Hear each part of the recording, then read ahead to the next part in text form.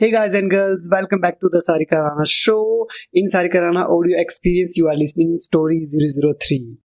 महात्मा बुद्ध वे एक छोटे से राज्य के राजकुमार थे।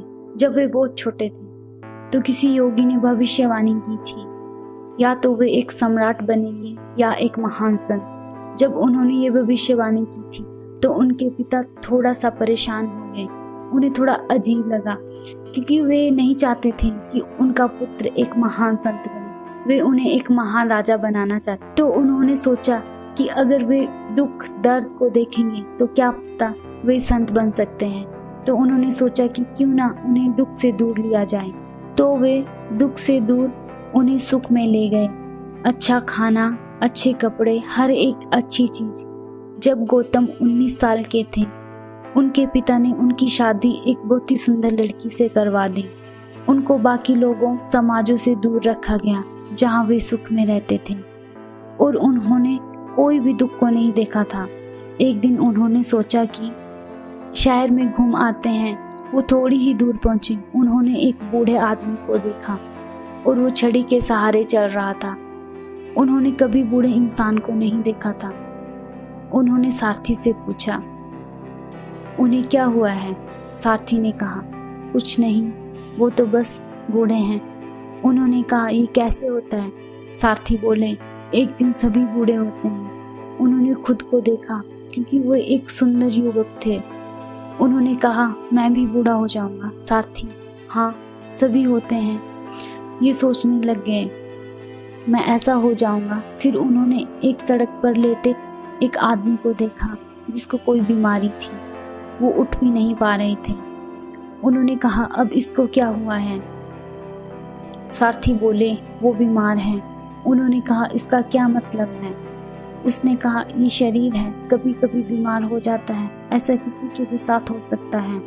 उन्होंने कहा, मैं एक राजकुमार हूँ, मुझे भी ये हो सकता है। सारथी बोले, हाँ, बीमार तो सभी हो सकते हैं। वो फिर से सोच में पड़ गए। वे परेशान हो गए। कुछ ही दूरी में एक शव को ले जाते देखा जिसे लोग ले जा रहे थे। उन्होंने पूछा, अब इसको क्या हुआ है? वो बोले, ये तो मर गया है। वो फिर बोले, इसका क्या मतलब है? ये तो सभी के साथ होता है, सभी एक ना एक दिन मर जाते हैं, इससे कोई नहीं बचता। तब उन्होंने कहा, मैं क्या कर रहा हूँ? खाना पीना, सोना, सुख भोगना, मैं अपने साथ कर क्या रहा हूँ? वो सोच सोच कर पागल होने लगे कि एक राजकुमार होना जिसके पास महल है, सभी प्रकार के सुख हैं, अचानक ये सब उनके लिए बिखर गए। फिर वो सोचने लगी कि ये सब क्या है? शरीर है, ये बीमार होगा, बूढ़ा होगा, फिर एक दिन मर जाएगा। मैं अपना पूरा जीवन किस में लगा रहा हूँ? फिर उन्होंने अपने बच्चे और पत्नी की तरफ देखा। वो उन्हें छोड़ नहीं सकते थे। उन्होंने बहुत मानसिक संघर्ष किए। फिर कुछ साल बीत गए। एक दिन वो आधी रात को बिना किसी को बताए महल से निकल गए और हमेशा के लिए चले गए। वो जीवन की सच्चाई जानने के लिए महल से निकले। वो एक जगह से दूसरी जगह घूमते रहे। उन्होंने बहुत सारे ज्ञान के बारे में जाना। उन्होंने 8 समाधि के ज्ञान को प्राप्त किया, पर फिर भी वो जीवन की सच्चाई के बारे में ज़्यादा नहीं जान पाए।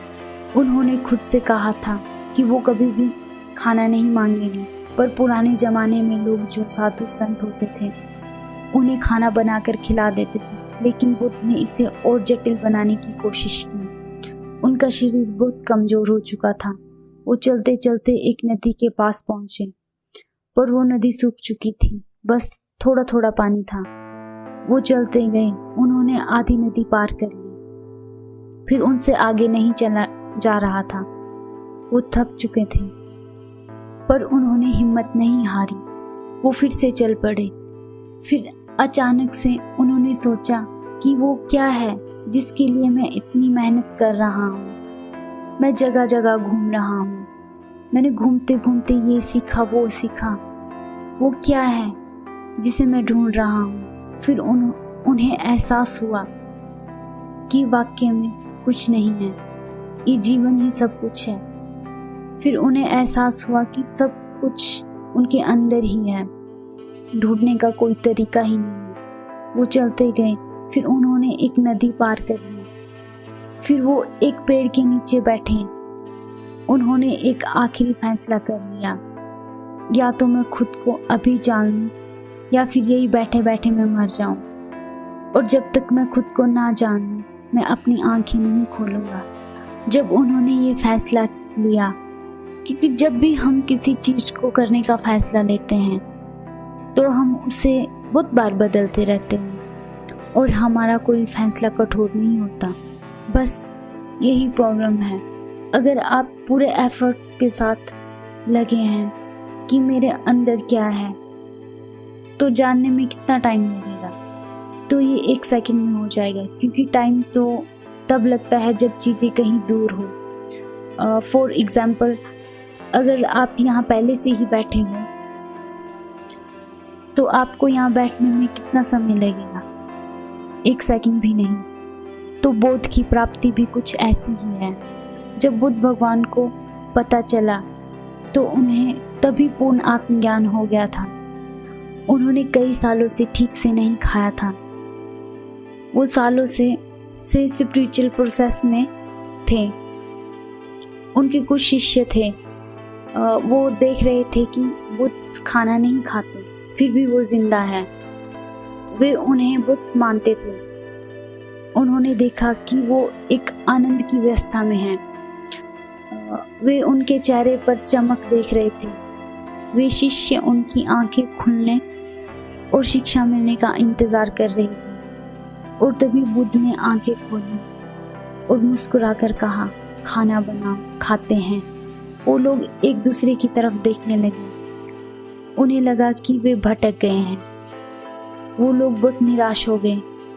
वो लोग उनके साथ 4 से 8 साल उनके साथ रहे, पर जब उन्हें आत्मज्ञान हुआ तो उन्होंने बुद्ध को छोड़ दिया, क्योंकि बुद्ध कई सालों से साधना में थे। वो कुछ अलग सुनना चाहते थे। उन्होंने अपने शिष्य से कहा, खाना बनाओ और हम खाते हैं। तो शिष्य को लगा कि उनके साथ रहकर हमारा समय बर्बाद हुआ है। जब वो बुद्ध बन गए तो एक दिन वो एक पेड़ के नीचे बैठे थे। वो पेड़ नदी के किनारे था। तभी वहाँ एक ज्योतिष आए। उन्होंने नदी के किनारों में पैर के निशान को देखा। जब उन्होंने पैरों के निशान को ध्यान से देखा तो उन्हें पता लग गया कि ये एक सम्राट के पैर के निशान हैं। ये एक ऐसा सम्राट है जिसे दुनिया में राज करना चाहिए। फिर वो निशान के पीछे पीछे गया। वो थोड़ी ही दूरी पर गया। वो ये सोच कर गया था कि वो एक सम्राट से मिलेगा, पर जब उसने देखा कि ये तो एक भिक्षु है, फिर उसने एक पल सोचा कि मेरा ज्योतिष गलत हो गया है या सब भ्रम है। उन्होंने सोचा ये सब हो क्या रहा है।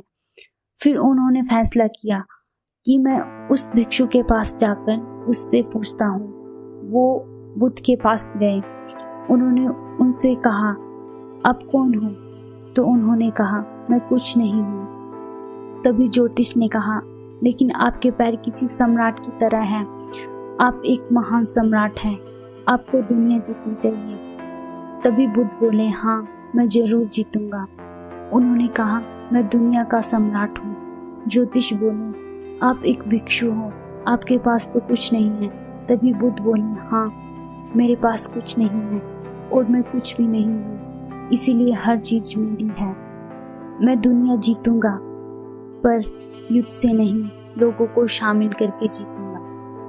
2 तरीके होते हैं दुनिया को जीतने के। फर्स्ट तरीका उन पर हावी होकर, अटैक करके या उसे हराकर, और सेकंड तरीका जो होता है उनको खुद में शामिल करके। तो अब आप लोगों को डिसाइड करना है आप कौन सा तरीके के साथ दुनिया को जीतना